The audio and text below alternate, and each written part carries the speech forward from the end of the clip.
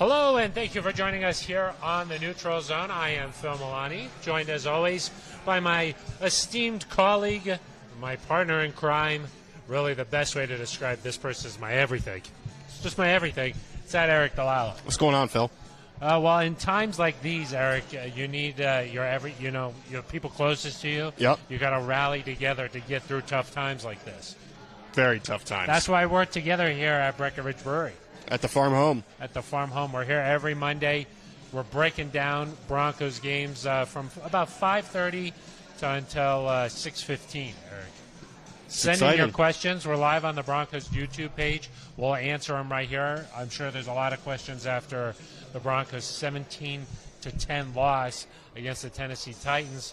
I guess let's start here, Aric, where the build-up to this game, we heard from Russell Wilson. He said that this team needs to have a playoff mentality going into it. It sort of felt like maybe the Broncos were at a tipping point in their season where a win, they could go on a little bit of a run.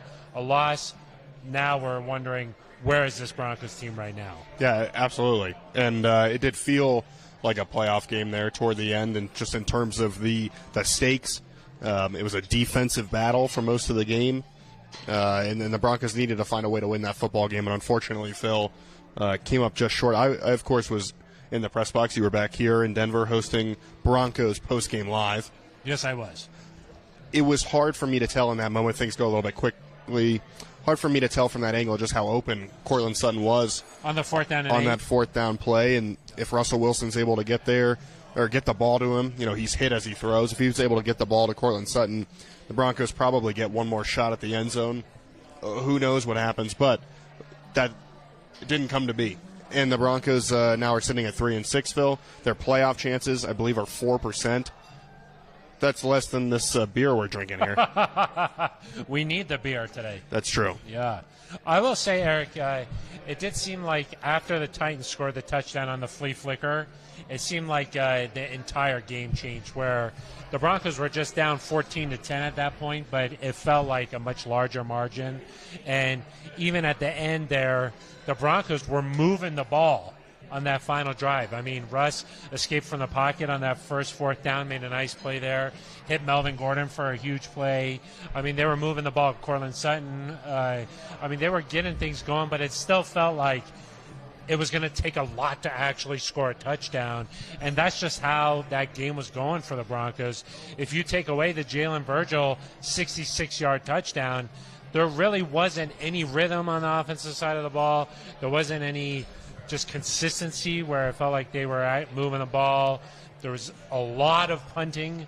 I mean, it just felt like for them to get that ball and drive all the way down the field at the end of the game, that was would be a monumental task. And I know Russell Wilson in postgame said, hey, I got the guys in the huddle. We all were believing. I reassured them, hey, we're going to do this. Of course, the Broncos did not do it. And now you're just sort of wondering, why are the same issues kind of occurring for this Broncos team game after game after game? I know that the coaching staff is sick of talking about the same issues, but each of these games is following a very similar script. Yeah, and any progress they're making is being eliminated or destroyed by other issues. Any progress or momentum you could have taken from that win over the Jacksonville Jaguars, well, you build a game plan around K.J. Hamler and Jerry Jeudy, presumably. K.J. Hamler gets hurt on Wednesday, so you've got some time to move things away from him. Jerry Jeudy gets hurt on the very first offensive snap of the game, and now it's okay, well, we're without two of our biggest weapons. The offensive line actually played pretty well in the first half, Phil. I thought the Broncos came out throwing the ball early from their own end zone, and the offensive line gave Russell Wilson plenty of time. He's only sacked once in the first half, and then, boom, Billy Turner goes out. Graham Glasgow goes out. You can't really even execute a snap exchange properly at times as you're trying to come back from this deficit. And so it just seems like it's one step forward, two steps back sometimes with the issues. And, injuries are not an excuse because the Broncos, no matter what, should be better than 32nd in the league in scoring, Phil. Yeah. But it does feel like anytime they get a little bit of momentum here, they're losing another key player where you're down to by the end of that game, you had your top wide receiver left, but then it was wide receiver 5, wide receiver 6 or 7. Yeah.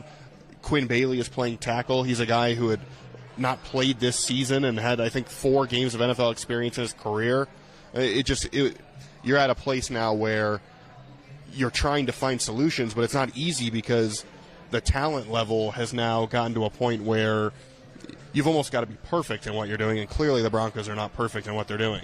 Yeah, I mean, if you think about the injuries, I mean, it's out of control at this point. I mean, it just seems like what could go wrong from an injury standpoint has gone wrong. You think about the weapons that Russell Wilson had during training camp. Tim Patrick, gone for the season. KJ Hamler, unavailable for this game. Jerry Jeudy, you mentioned, goes down. All of a sudden, instead of those guys, you're talking about Cortland Sutton, you're talking about Greg Dulcich, and then a lot of guys who really weren't supposed to be primary targets. And you heard Nathaniel Hackett really credit Kendall Hinton because all week long, Kendall Hinton's getting ready to play a different position. He has to miss some practice time of his own, and then now he's asked to play a different spot in the middle of the game. So that's what the Broncos were dealing with there. But I think you said it good there where, yeah, all these injuries have happened, but they should be scoring more than 14 points a game. And you just have to sort of look into things and say, why, what is going on here? Like, why are there so many false start penalties? Why do they talk all week long about 3rd and long being a priority, about eliminating that? Then they get into the game and it's boom. It seems like every 3rd down was really long, and staying on the field was not possible. So whatever is going on right now, it's not working. You want to comment on that? I want to chime in on the offense just real quick. The Chargers have been without Keenan Allen and Mike Williams here for several weeks. Like They're still finding ways to, obviously they lost last night to the 49ers, but they've still found a way to win football games. Other teams are dealing with injuries. So the Broncos are not alone in this, and so it's not a purely a Broncos-specific problem. I will say in terms of staying on the field, it feels like sometimes, yesterday there were plays where Russ held the ball and tried to make something happen down the field, and there was a question of, well, can you make a quicker throw? Can you make a shorter play? It feels like right now the Broncos don't, or Russ and maybe the whole offense doesn't feel like they have the ability to string these long drives together because you're right. There could be a penalty. There could be a negative play. There could be a mental error. And so it almost feels like Russ is thinking, hey, I've got to find a 60-yard touchdown or else we might not score at all. Yeah. And so, people are like, oh, get rid of the ball. He's trying to make something happen in a way that he knows how to do it and has worked well in his career. And so, I don't fault him for trying to run around and make a play because nothing else has worked. So let's at least try and see if he can make something happen. You look at like that 4th down and 8, and there were plays to be had there that the Broncos weren't able to execute on.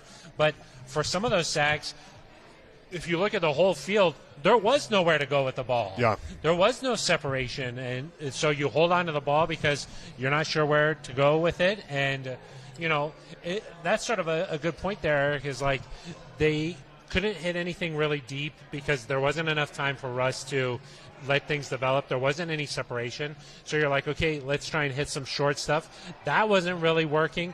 I mean, the running game really hasn't been there consistently for the Broncos all season long. Maybe they could have gone a little more up-tempo, but then you're talking about, especially there at the end of the game, Luke Wattenberg, coming into the season, the 3rd-string center, just a simple snap there was sort of a task for the Broncos. Going up-tempo at the end, not really an option. I mean, it just seemed like whatever they were trying, it just wasn't working. No, and even some of the plays that were positive, Russ was like about to get sacked and bounced off a guy and made a play. Like even the successful plays were kind of like, how did that happen? Cortland Sutton makes a nice catch, but he's falling down and has to stab the ball out of the sky. It's like, it wasn't quite Justin Jefferson. No, but it wasn't.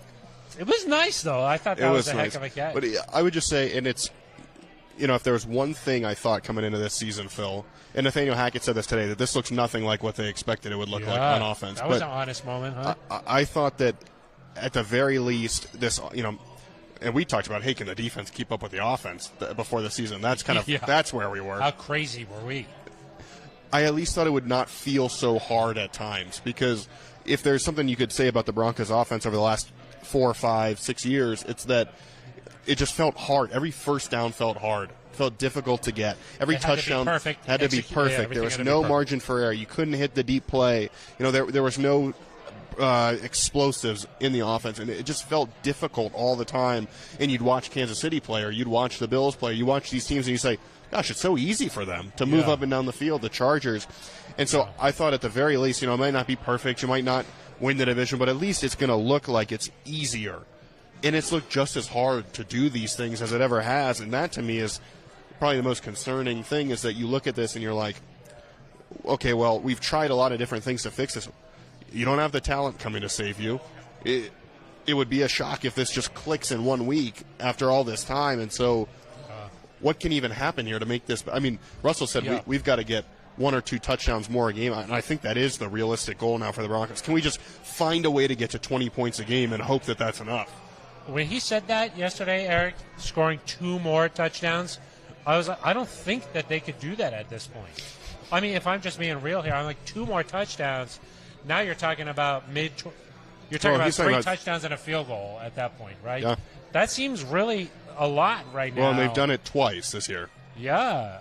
It just seems like 10 points yesterday was like a really difficult. Well, and I saw a stat yesterday. If the Broncos averaged, or not average, but the Broncos had scored 18 points a game, they would be 8-1 right now. Yeah. 18 points of regulation, because of course the Chargers scored another field goal in overtime, but 18 points. Yeah. And obviously things change a little bit because teams will probably be pushing to go down the field late. It's not quite the same. You're not trying to run out the clock, but if you're in that 18 to 20 range, you're certainly, Phil, 5-4, 6-3. I mean, we're having an entirely different conversation right now, and we're not asking for greatness. We're not asking for 35 points a game, as you, I think, predicted for the 2020 Broncos. Yeah. You just need, if you just had league average or below league average, you would be at a point where this would be a football team that's talking about, hey, can we make a push here to challenge the Chiefs, or how do we make 6-3? How do we get the 5 seed instead of the 6 seed? And instead, the Broncos are looking at, they can lose 1 more game the rest of the season if they want a legitimate chance of making the playoffs. And that, crazy things happen in the NFL, but the way things are going, it does not feel like that's going to happen. Well, I'll tell you how crazy it is. Tell me. During Ready for Kickoff, our pregame show, Eric, I predicted 24-10 for the Broncos. And you're like, 24 points? I mean, that is true. How it feels. That is how it feels. Well, I said 14-13. Yeah. They didn't even get there. Close, yeah. You're closer than me, though. Well, low baseline. If you look at just scoring, Eric, the Broncos are the worst on offense and the best on defense. That is why yesterday was the 5th 1-score game the Broncos have lost this season. And you would think that things would start to, as you like to say, normalize. But it I haven't does said seem that like, in a few weeks. It does seem like I think they are. I think they've normalized. Five losses in these close games. I mean, it does seem like 8 of 9 games have been 1-score games. Yeah. And then I think in wins, it showed the inability to put away bad teams with your offense. I mean, Nathaniel Hackett said it yesterday. We're up 10-0. The offense has to go out and score more points. Yeah. You should be rolling. You should just say, if you make that 14-0 on that drive, or you come out, say it's 10-7 at halftime. That was a tough drive, obviously, to give up. You come out of the locker room, you get the ball first, you go back down the field and you score. It doesn't have to be a touchdown. You just score anything. Now it's 13-7, it's 17-7, and you feel back in command of the game. They've got to continue to get away from the running game. You've got to make Ryan Tannehill throw the ball. Yeah. I mean, you're feeling good, and instead of that, the Broncos felt. We've talked a lot about the red zone struggles for this team. They didn't get in the red zone yesterday. No, I know, yeah. I mean, that wasn't even something we could talk about. No, I'm sorry. We could talk about penalties. A lot of penalties still. And then the third down percentage, not good. Was it 4 for 17? That sounds right, That's what it was, yeah. Which the Broncos, I think, came into the game at 29%, I believe. And it went which down. was second worst in the NFL. Yeah. Worse than that against the Titans. The Titans do have a good third down defense. They do. But they were missing 5 starters on offense. Or on defense. I mean. Yep. So let's get to a couple of commenters here. Okay. Eric. Of course, Are they positive or no? We're live on the Broncos YouTube page. Let's see what's RIPBK. I don't know. Brennan Crystal. I hope not. I think he's okay. I hope not. I hope so. If you were Hackett, what's one tangible change you would make to the building? Is it people? Is it routine? What things could help turn things around? That's from RIP BK. What if it's RIPBK? Huh? Burger King. You think that's what it stands for? That would be kind of silly. RIP BK. I don't know. What if it's RIPBK? R what? RIPBK. Like, what if there's a space somewhere else? It could be, yeah. Yeah, or R. Rhode Island. Yeah, PBK. I don't know. There's no space, though, here, so. Oh, well, it's yeah. left up to our imagination. Cal Ripken. Yeah, Cal Ripken. Cal, thanks for watching the show. Appreciate it.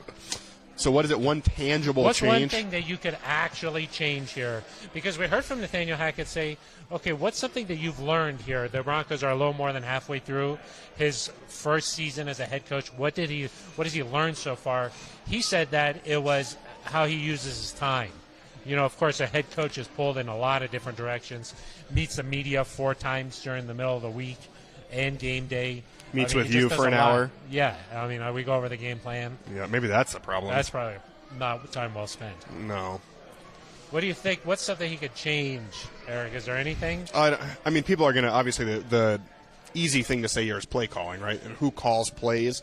But, you know, it's just tough to say if that's the right move. Yeah. Because that's why he was hired to be the Broncos head coach, is Correct. because of his play calling ability. We've seen him have success before. And so, you know, I don't know that it just becomes as easy as, hey, let's turn the play calling over. And it's really hard. You're talking about people here. You know what I mean? It's not just, okay, do this.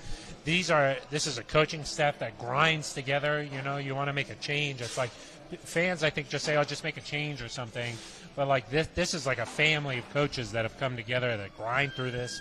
It's a... Well, and they, too, you know, they use the wristband. That's new. Yeah, they did. They used the wristband. Not quite as effective this week. I believe firmly that if Nathaniel Hackett thought, hey, if I give up play calling, you know, we're going to immediately score 25 points a game, I think he would have done that already, you know? Yeah. In Josh McDaniels and who would even call the plays if it wasn't Nathaniel Hackett? Clint Kubiak? That, I think, is probably the next guy in line. But obviously we're not there. But, I mean, you listen to Josh McDaniels in Las Vegas was asked today. They're obviously struggling, too. They're coming in here. You don't want to lose to the 2-7 Raiders. Yeah. He was asked, hey, are you going to make it? 2 wins is the Broncos. I know. You don't want to lose to them again. At home. Yeah. To your former head coach. Yeah. But he was asked about defensive changes, and he said sometimes, like, changing things for the sake of changing things can make things worse. Yeah. And, you know, I don't know that the Broncos are going to all of a sudden just start being shut out, but the Broncos are in an interesting spot because all of these games, Phil, have been one-score games with the exception of that Raiders game. And so you think, okay, well, are the Broncos, you know, are they one tweak away from winning all those one-score games, or are they one tweak away from all of a sudden you're just not in one-score games and you're losing by more? And so it's hard to say one way or another. They do need to continue, Phil, I think, to just, try whatever you need to try. I think it's at the point where somebody has an idea of, hey, maybe this could work, or, you know, twist some lineup things around. I mean, all those sorts of things I think are on the table because, to me, at this point, it's about, obviously you want to win this week, and you want to get some wins here, and you're not technically eliminated yet, so you want to keep playing hard, see if you can get on a run here. But it's also, can you show that this is going to work long term? Yes. You know, can the Broncos get to a point where they're scoring 24 to 20, you know, in the mid-20s, and you can say, okay, we lost a bunch of games at the beginning of the year that we wish we would have won. The Seahawks, the Colts, the Chargers, this Titans game. But can you get to a point where you say, we've turned that corner, like the Eagles last year, Phil? Yep. I think they made the playoffs. This will be a great fact check from our friend Ben Swanson, who's here. Ben Swanson. But they started 3-6 and ended up making the playoffs. I think it was at 9-8 that they made the playoffs. Probably not going to be enough in the AFC this year. But if you could go on a run here and show, hey, we've turned a corner, we've shown that this can work, then maybe next year you're looking at a situation where, you know, you're building on it. You move forward. You've gone through these growing pains. George Payton has said there are going to be growing pains. You've got to show that you can get to the other side of it. And so anything that could possibly help you get there, you've got to explore. Our good friend Metan Bale. Of course. He says, yeah, it could be worse. We could be 2-7. That's true. Could be 1-8, could be 0-9. Yeah, it could always be worse. Could always be a little bit worse. So that's important to remember there. Betan Bali says weeks ago a commenter here said we should be running something much more spread at the line, which would give Russell several lanes to see through rather than bunching up into a high wall there. What do you think about spreading it out a little bit on the offensive line just so that maybe he could hit some of these throws that are a little more on time, 1, 2, 3, boom. That way he's not facing so much pressure. Well, I mean, easy to say that, but then a one-man breakdown also results in a sack. It's true. The Broncos, I think, have had some success at times in these tighter formations with two tight ends. Nathaniel Hackett said today that Russ likes to operate a little bit more out of these three wide sets. That's what he's comfortable running. So that's why you think you've seen that. They need to be better at running the football, which, of course, I think is a little bit easier when you've got those bigger guys, bigger formations on the field. And, also with the spread, it's great, but you've got to have guys that can create separation and that are, that you're then connecting with. If you don't hit an easy pass on first down, and we've talked about the easy plays, and it seems like the Titans got some of those. If you don't connect for that easy 4-yard gain on first down, and now you're facing 2nd and 10, it's a hard place to come back from. You're behind it. And so, again, I'm sure they're going to consider everything. Yeah. They have spread it out a lot. They had a formation this past game where they went 5 wide. They had Chase Edmonds in the slot to try to provide a little bit of a different look there. Yeah. Play did not work. Yeah. And so they're finding struggles no matter what they do, and they just have to, I'm open to it. I'm open to whatever they can possibly think of to try to make this work. But listen, you've got to also consider that Russell Wilson has been hit a ton, I think 18 times against the Titans. So Nathaniel Hackett said, we wanted to max protect. We wanted to keep guys in there and give him a chance to get some quick completions. It worked on a couple of drives. It did not work on every drive, and so he took some big hits. He said that after the game he was fine physically, but I would imagine that he woke up this morning feeling very sore. These are some big guys hitting him, Eric. There was one, and I don't remember if it was the first quarter or the fourth quarter, but he didn't fumble on this play, but he got hit from behind, and he got rocked. Yeah. I mean, he is feeling sore today. And he was already a little banged up, a couple weeks ago. Yeah, so. And listen, he hasn't had the season that he would want, I'm sure. But if you don't have Russell Wilson on the field, this thing goes from bad to much, much worse. I think that what you said there is look, at this point, you just need to start saying, forget about the record, forget about where your standings are. Let's just try to beat the Raiders. That sort of has to be the message in the locker room. And I think for this Broncos team, that could do some good. Hey, let's not worry about the pressure and the expectations that were on this team coming into the season. I think those are out the window at this point here. And let's just sort of see what we can do, start building some momentum heading into the offseason. Ben Swanson did not fact check, but they were not. The Eagles were 9-8 last year, and they made the playoffs. They made the playoffs. Yeah. So they went 6-2. What is their record this year? 14-0. I think so. Something like that. I think the Dolphins team might be a little bit nervous at this point. Oh, the Seahawks? Not of the Seahawks. Oh, no, I know the that's Eagles. I think it was the Seahawks they were nervous about it at the beginning of the year, but the Seahawks did lose this week to Tom Brady. Tom. Heard that before. Tom. Oh, boy. Okay. Oh, wow. Yeah, that was... Yeah. Ripken says, Christmas ale. if I'm just being real here, speaking of that, are you two personalities? Oh, no, I'm sorry. Are you two personally on Be Real, the social platform? Should people be following us on Be Real, Eric? I don't have that, of course. I do not have it. Our good friend George Stoya has it, though. Yes. He would probably be an interesting follow. Probably. I don't have Be Real. I don't know what the guidelines are on Be Real in terms of explicit content. Yeah. Soya, you mean? Yeah. Yeah. No, not on Be Real. Yeah. Then Ripken says, why do we need momentum heading into the offseason? What a dumb comment. That kind of hurts my feelings. I was trying to be nice there. I'm trying to be nice. I think that you want momentum like we're talking about with the Eagles. If you can feel like you've got this thing clicking, but it just so happens that your record doesn't get you into the playoffs, you would feel okay about things moving forward if all of a sudden it switched. But, yeah, I mean, this defensive staff is clearly very good. Yeah. Their defense is I'll say a championship caliber defense.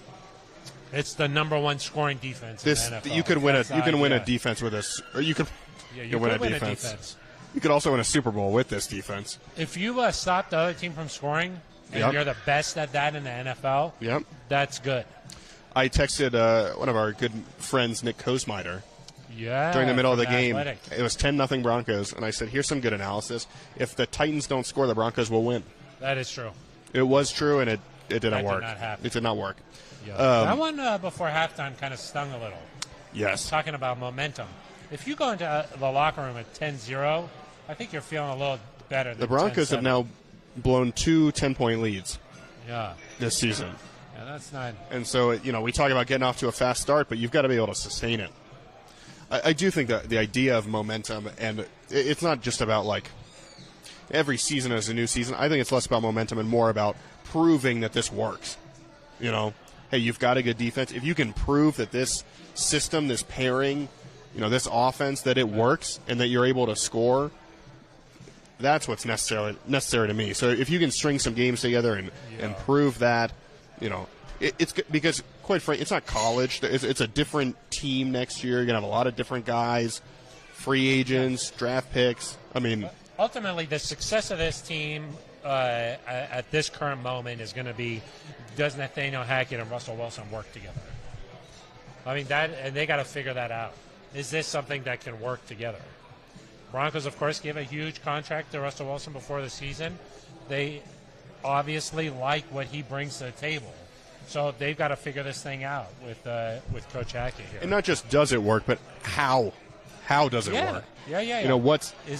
Is it going back to more of what Russell did? Is it going fully toward what Green Bay did? Is it, We heard from Hackett this week, last week. He said, hey, there were times this season where Russ wanted plays called that I didn't want.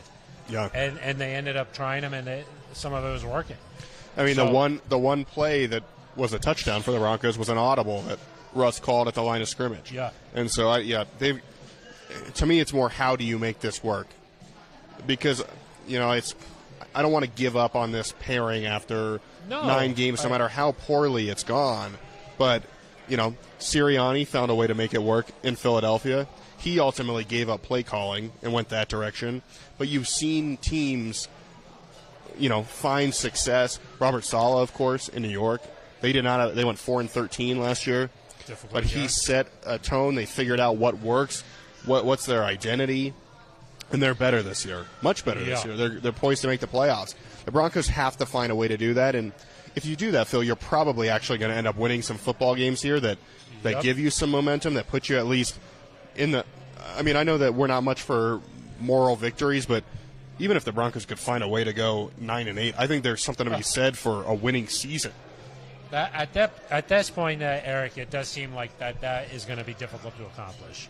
Just with the way that the schedule is shaping up here, to get to 9-8, that would be a tremendous turnaround here for this Broncos team. Yeah, you would have to beat the Raiders and Panthers the next 2 weeks. You would have to either you'd have to split with the Chiefs, or beat the Ravens on the road. Yeah, and then you'd also have to take care of business on the road against the Rams. You'd have to beat a Cardinals team at home that's supposed to get Hollywood Brown back and be a little healthier, and then you'd have to beat a Chargers team that. Phil, the Chargers are probably going to come in the last game of the year and have a playoff berth on the line. And the Chargers have also been in a disappointing situation here. But they're 5-4. But they're right in the mix. They're in the mix. But it's not been what they had anticipated. No. Really, we spent the whole offseason talking about this AFC West. It has not been what we anticipated. Last year's AFC West was better. Yeah, 3 teams almost made the playoffs. I mean, the Broncos, Phil, were 7-6 last year. Yeah. How do they get to that point now? How do they get to that? 4 wins in a row. Yeah. Man. Yeah. We've got some questions. We should mention that we are live at Breckenridge Brewery's farm home. That's right. In Littleton, off of Santa Fe and Brewery Lane. We'll be live here for about the next 15 minutes. We're here every Monday from 5:30 until about 6:15, Eric. That's right. If you can't make it out, we're also live on the Broncos YouTube page. While you're here, go ahead and subscribe. Smash it. Just smash it. Okay? Here's one from someone who we haven't seen on here before, I don't believe. Joltian 1989. Okay. Joltian. Have you all noticed that whenever we start to get some semblance of an offensive drive, we always get a penalty, whether it's holding or offsides? How do we overcome the penalties? If you start to get things going and then boom, something halts it there. Well, how do you get it? How do you get rid of these? I mean, again, I think the good teams in this league have the ability to get chunk plays so that when they do get in these third and longs or second and longs, they're able to overcome it. You think of the Chiefs, you're in a 3rd and 15 against them, and you don't necessarily always have faith you can stop them. So you need a good quarterback play. You need your skill players. You need a dependable skill player to make a play. So the Broncos had that throw down the sideline to Cortland Sutton early in the game. That's a tough catch, Phil. That is tough. It is a tough catch. It's along the sideline. You're making it over a defender. But you just need your number one receiver to make those plays, in my opinion. Yeah. And so, one is you have to be able to overcome some penalties. A penalty cannot just mean the end of your drive. Yeah. And then the other thing is, Phil, is you have to take advantage of the drives when you don't have penalties. Because you look at, sometimes the Chiefs or the Bills or whatever, they'll have a holding penalty. It throws you off schedule. You've got a punt. But then the next drive, they drive down the field and score a touchdown. And so it's more about the frequency with which this is happening, not necessarily about the, here's a penalty here or there. That's fine. You can overcome that. You can overcome 4 to 5 punts a game. When you're punting 10 times or you're not able to, have any sort of semblance of a sustained drive, that's where you run into problems. And so, again, it's about consistency. You cannot consistently struggle the way the Broncos have. And when guys are coming in and out due to injuries, you're not always all on the same page. Luke Wattenberg comes in. It seemed like Dalton Reisner was trying to communicate with him. There were some timing issues. There were sacks there where Dalton turns to Luke and he's very expressive, obviously frustrated, but I mean, Nathaniel Hackett said it. It's not like Luke Wattenberg got a lot of work with the ones this week because Lloyd Cushenberry goes out against Jacksonville. You've got to spend this week making sure Graham Glasgow's ready to go. Yeah. And so it's not Luke Wattenberg's fault that he comes in and isn't able to execute perfectly. It's his first action as a rookie. I mean, but those things kind of lead to penalties. Of course. And then obviously when you're under attack like that, it's natural to want to hold. The Titans in the second half dared the Broncos to be able to stop their rush. And Russell Wilson was running for his life out there even on that last drive, Phil. I mean, he's scrambling for a first down, but he's got 3 guys chasing him and is having to escape the pocket. I mean, it's just they asked a lot and Russell did not play a great game, a perfect game by any means, but they asked a lot of Russell, especially in the second half, to try to make something happen. And they probably looked at what the Chiefs did a little bit the week before. Of course, Patrick Mahomes threw the ball 68 times. Not great from yesterday. The Chiefs won. That kind of that's true. This leads into our next comment here from Woofy 2619. Derek Wolf, thanks for joining us on the program here. Somehow able to join us here and also be on the fan. Nice of him. It's impressive. Establish the run. We need the team running consistently over 100 yards a game to open things up. I think 60-something yards for the Broncos yesterday. Obviously, not good enough. I believe they only ran the ball 25 times. Ben Swanson, I'll need a fact check there if you're willing this time. They can't hear us. That's sad. Yeah, you got to yell, man. Got to yell. They did not run the ball all that much yesterday. They did not run the ball. They've really struggled to get the running game going to the point where the opposing team's like, we got to change what our schematics are here to stop this. Well, they don't have their starting running back. Devontae Williams, yeah. That's another offensive weapon who's out. They don't have many of their top linemen that they expect, that are probably their ideal run blockers. But it does seem like at this point the Broncos have gone away from the run game. And yesterday just said, hey, if we're going to win, it's going to be from throwing the football. But they would be well served, I think, to get back to running the football. And they've got to find some success. There were some plays where it worked, Phil, but consistently they've not been able to do that this year, which is kind of a surprise because they actually ran the ball okay last year. Yeah, and that is one way to combat an all-out, of course, pressure. Some screen passes. They tried some screen passes. They got broken up. Did not work out. Here's some comments here from C. Thomas. Superstar sports reporters. Thank you. Multiple new coaches and unforeseen injuries. This team has a resilience that's very impressive. Happy for their efforts and potential. Victory is on the other side of this hardship. It feels like maybe there was a little bit of tongue-in-cheek there. Because he continues, he goes, question, how often do these superstar reporters practice saying brewery? Is Brewery Lane. Yeah. Breckenridge Brewery. So that person they pretended to be nice, but they were just being mean? Well, Metambali says it's amazing they can say brewery in just one syllable. And then Metambali says, hey now, the boys Eric and Phil are superstars. Thank you, Metambali. Thank you. Yeah, back off. C. Thomas, he goes, they rock. Every year is a concert with these sports reporters. C. Thomas did that? C. Thomas, what do you think? Is that one of your pals? I don't think so. They wouldn't be that nice if they were one of my pals. I think they were kind of being a little bit sarcastic. I'm not sure if I don't know. No, I don't think so. Our back, though, a regular listener there. So, Devin kind of agrees here. I think there's a lack of commitment to running the ball. I thought Murray looked pretty decent, then just disappeared in the second half. Also counted 2 almost fumbles from Gordon. Yep. That is true. Maybe you start to get a little spooked there.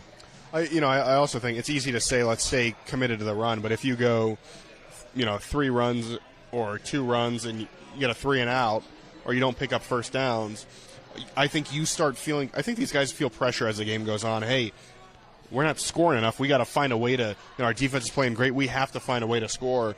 And so you're more likely to say suppressing. Let's call a pass play here and see if we can get 15 to 20 yards instead of saying let's run the ball for 2 or 3 yards, because when you're doing that, there is a chance you're going to have to punt the ball. And I think the further you go in the game, you're like, gosh, even when you're winning, we got to find a way to get more points here. Yeah, I mean, it is sort of amazing. They're just averaging like a little bit more than 14 points a game. I mean, that is just amazing. I mean, it's amazing. I just don't understand this. That's the adjective you're going to go with? It's amazing. They're trying to. It amazes me. Got it. So I mean, that is accurate. C. Thomas goes, wasn't being sarcastic. I love these guys. Metambali says, in addition to subscribing, also hit the thumbs up. I do appreciate that. Ripken, Cal. Says, y'all said don't fault Russ. Then who or what do you fault? The coaches. People said preseason that a new coach and QB would solve our issues. What do we need now if you think Russ and Hackett are still the choices? And I guess that is one thing that we were talking about in the office, Eric. Uh-huh. I said if you think about this from a 5,000-foot level. Are you saying this or people are saying this? I'm saying this. Okay. If you look at it from... Do you say 10,000? 10,000 feet, I think, is the same. However high you want to go up. I want to go up to 10,000 feet. Okay. Which isn't too far from here. No. We're already a mile halfway. up. Yeah, yep. We're already halfway. So go up to 10,000 feet. You look at this thing. The Broncos this offseason said, look, the defense has been good around here for years. It hasn't led to winning. In today's NFL, you got to be able to score points. So in order to do that, they moved on from Vic Fangio, brought in an offensive-minded head coach in Nathaniel Hackett, and they said, okay, that was step 1. Step 2, we need a quarterback. They made the big trade for Russell Wilson. You would think that, okay, those 2 big changes, that would lead to a better offense, and yet this looks a lot like the Broncos team that we've seen the past several years. Yeah, I mean, from a scoring standpoint, it's worse. It is worse. Facts. Yeah, facts. I think the hope is, and what needs to happen, they've just got to find some sort of common ground, or Nathaniel Hackett has said, I'm still figuring out the best way to make things work with Russ. They've got to figure that out, and there's got to be hope that, one, you can show some progress with the weapons you have left, and then hopefully you get some of these guys back where I almost wonder if the idea of what this offense should be just isn't possible at the moment with the talent that's available. Yeah, that's a good point. With I think injuries. Tim Patrick was going to be a huge part of this offense. Yeah, and listen, everyone has injuries, and you have to realize that you can't build your offense around one guy. But there is something to be said that if you're going to a game plan with KJ Hamler and Jerry Jeudy and Cortland Sutton as the main, targets or the main guys that are going to help make this thing work, and then in the span of 4 days you lose two of them, it's obviously going to make things difficult. So schematically you've got to find something that works, and then you've got to hope that you get some of these guys back, whether it's this season or next season, and are able to then kind of combine the talent with the scheme and hope that leads to better execution. Yeah, I do think that on the offensive side of the ball right now, there is a lack of just of starters in the NFL, I guess. Even just along the offensive line, you think about Garrett Bowles isn't playing here. Lloyd Cushenberry isn't playing. I mean, Javonte Williams isn't playing. Yeah. You thought that Javonte Williams was going to be this huge player this year. Tim Patrick goes out. I mean, I think you think from a standpoint of, if you're a defense, who are you afraid of? Yeah, who's keeping you up at night that you're like, we got to find a way to stop this guy? And I think it's still, hey, Russ is the only guy that can truly beat us just because we've seen him do that. And so they're like, what can we do to throw Russ off his game? And there hasn't been a running game to help, supplement that. The skill position talent, Cortland Sutton, I think, is doing his best, but is getting a lot of attention from defenses. There hasn't been that guy or enough guys. Because if you don't have that one star, you've got to have several different options so the defense can't just hone in on one guy. And unfortunately, right now, the Broncos are reliant on Kendall Hinton to make a play or Jalen Virgil to make a play. And that's no disrespect to either of those guys who are obviously working really hard and trying to make something happen for this team. They're still figuring out their way in the NFL. But, and it's just not, it's not the challenge that the Broncos have this week in terms of how do you stop Devontae Adams? Yeah, exactly. Or how do you stop Derrick Henry? The Broncos, I don't know, at least right now it doesn't seem like they have that same skill position player that is feared. Yeah. I will say it seems like some of these guys are coming along. Jalen Virgil showed that flash yesterday. What was a little confusing was with the lack of these playmakers just due to injury, I would have thought Greg Dulcich would have been a little bit more involved. He just had the one catch for 11 yards yesterday. So yeah, I mean 4 targets. 4 targets. So I like targets that go to catches. I know you like that. They're trying to do that, I think. I like the targets that go to catches. There you go. Okay, and then, Mark Horning, a very frequent commenter here, says they could be the first team since the 1946 Steelers to finish a season with the least points scored and the least points allowed. Fewest, yeah. Mark also doing Ben Swanson's job. How do you feel about Someone's got to do it. How do you feel about that? It's okay, Mark. I appreciate it. Good stat. I get that. We appreciate all of our commenters, Eric. Would you rather the defense fall to number 2 in points allowed just so you don't have to have that stat? No, I like that stat. Oh, you do? Okay. Yeah, you want to go down as like this. Yeah. If you're going down, you might as well be like excellent or something. Yeah. That's how I feel about it. Got it. Eric, we appreciate all of our commenters. I do think that there's a sense of apathy with the fan base a little bit right now. Certainly can't blame them for that, right? So I think if the Broncos can get a win this week, they go to Carolina, maybe the tone will just change a little bit. It's a week-to-week league. You feel a little down right now, but let's see. With Russ, I think there's enough leadership there where the guys will stick together. You heard nothing but positive words from a lot of the defensive players. I think it's natural for the defensive side to start to blame the other side. We haven't heard that publicly, at least, Eric. So I do think that see if they keep working and they get this thing changed or turned around. Yeah, I mean, I think it's got to start with one, but hard to think beyond just next year until if you string 3 wins together here or something and you get back to 6-6, then we can talk about, okay, is there actually a chance you can make something happen this year? Until then, for me, it's all about, can you just show signs that this is going to get better? Correct. I would not think about the playoffs. I would just say, let's just see what happens with the Raiders here. Maybe we find ways to get Jalen Virgil more involved. He seems like that's a dynamic playmaker. Let's see if Greg Dulcich can become a guy. Things like that is what I'm more focused on now is, hey, what does this talent look like moving forward here? What does this offense look like? And let's see if they could just start building something essentially from scratch. Yeah. So we'll, of course, be back on Thursday, Eric, Yep. with our preview of the Raiders game. This is an interesting game. Josh McDaniels coming back to Denver. That's going to be a little bit interesting. The Raiders, of course, in a disappointing position as well as the Broncos. So we'll see what happens this week. We'll be back on Thursday with another episode of the Neutral Zone. Would like to shout out Ben Swanson. Of course. Making sure that this thing happens. Jill Kierson. Yep. Also here, making sure that this happens. So a lot of people behind the scenes, Eric. So many. It's not like we can't name them all, but it is those not were two. like we came and set this up and got all this ready. I mean, there's a lot of people who are making this. A lot of people, especially with our face on the background. It's beautiful. You think we're setting up this backdrop? What would that look like if you and I came in here, Can't imagine. set up a backdrop with our own face on it? That'd be kind of sad, wouldn't it? It would be ridiculous. Yeah. So we would like to shout out everybody behind the scenes. So that is going to do it for us, for Eric. I am Phil Milani.